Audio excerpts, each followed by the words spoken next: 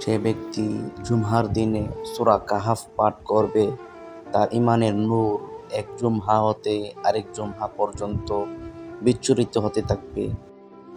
মহান আল্লাহ তাআলার ভয়ে তুমি যা কিছু ছেড়ে দিবে, আল্লাহ তাআলা তোমাকে তার চেয়েও উত্তম কিছু অবশ্যই দান করবেন। যে বিপদ-আপদ ও মুসিবত আপনাকে আল্লাহর দিকে ফিরিয়ে দেয় তা সেই রাহমাতের চাইতে উত্তম যা আপনাকে আল্লাহর স্মরণ থেকে বিমুখ করে দেয়। আমার পরে সবচেয়ে বড় দানশীল সে ব্যক্তি যে কোনো বিষয়ে জ্ঞান অর্জন করে এবং সেটা সবার কাছে ছড়িয়ে দেয়।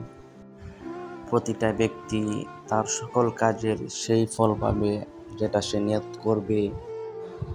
যারা আল্লাহর বাণীকে বিজয়ী করার জন্যে লড়ে যায়, সেই মহান আল্লাহ তাআলার পথে জিহাদ করে।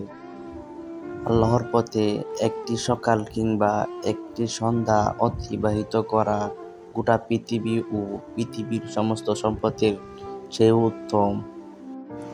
আল্লাহর প্রতি আপনার ভালোবাসা যতই বৃদ্ধি পেতে থাকবে, দুনিয়ার প্রতি আপনার ভালোবাসা ততই কমতে থাকবে। আপনার পাপগুলো আল্লাহর দয়া থেকে বড় নয়। কখনো কখনো আল্লাহ তাআলা আমাদের ভোগান্তিতে ফেলেন শুধু এজন্যই যে আমরা যেন তাকে স্মরণ করি। আজ আপনি যে ছেলে বা মেয়েটার সাথে হারাম সম্পর্কে লিপ্ত আছেন, বিচার দিবসে সেই আপনার বিরুদ্ধে সাক্ষ্য দিবে।